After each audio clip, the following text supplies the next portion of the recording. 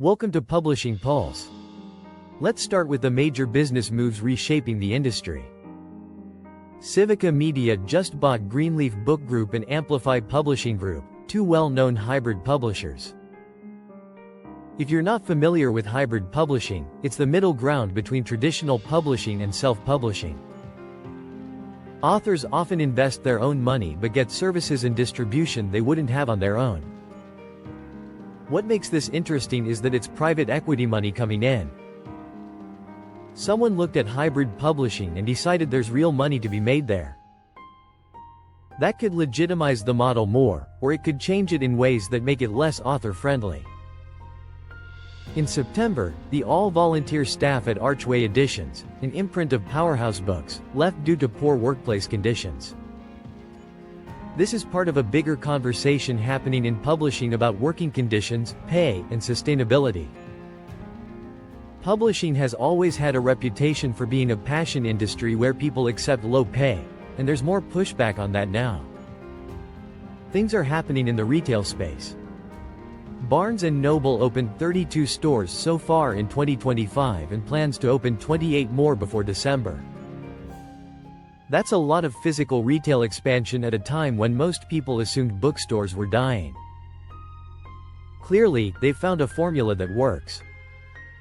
Another fun trend: horror-themed bookstores. At least 4 opened in 2025, with more in the works. This tells you horror is having a real moment right now. It's not just that people are buying horror books, they're buying enough that specialized stores can survive.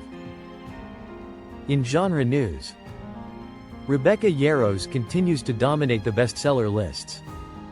Onyx Storm, the third book in her Empyrean series, sold over 2 million copies in the first half of 2025.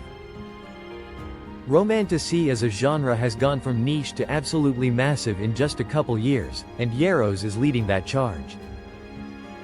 Publishers are doubling down. We're seeing historical romance, contemporary romance, all kinds of romantic subgenres getting shelf space and marketing dollars. Historical fiction has been solid too, not as explosive as Romantasy but consistently reliable. Fall book deals and literary awards are in full swing. Akhtar, the Pulitzer Prize-winning playwright, signed a 2-book deal with Summit Books. He's following his editor Judy Klain there, which happens more than you might think. Tommy Orange, who wrote There and Wandering Stars, was named a MacArthur Fellow. That's often called a genius grant, and it comes with $800,000 over 5 years. For a writer, that's life-changing. It means Orange can just write without worrying about money for a while. Megha Majumdar's A Guardian and a Thief landed on the National Book Award longlist. The book is set in a near-future India dealing with climate change and food scarcity. The Ignatz Awards happened at the Small Press Expo, and independent creators really dominated. These awards matter because independent comics and graphic novels often try things that bigger publishers won't, and then those innovations eventually influence the mainstream market.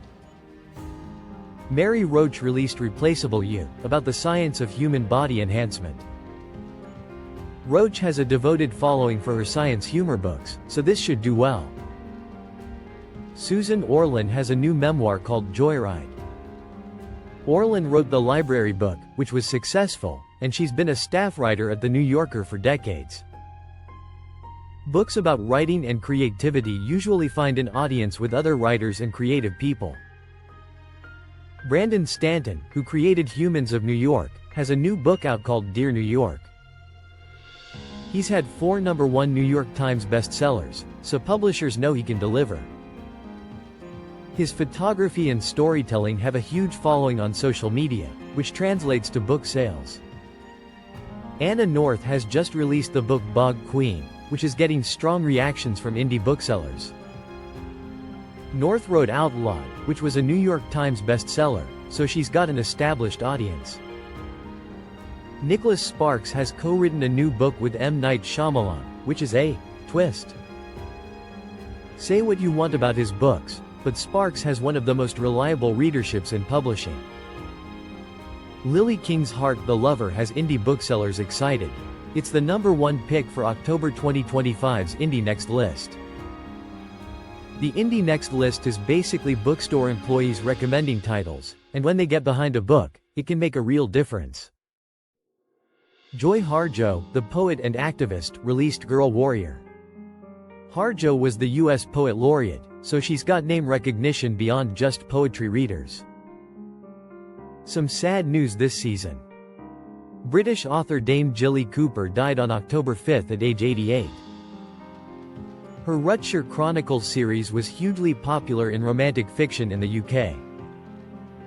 The second book in the series, Rivals, was made into a TV show for Hulu and Disney Plus last year. So what's next in the publishing world? We're in the fourth quarter now, which is crucial for publishers' annual numbers.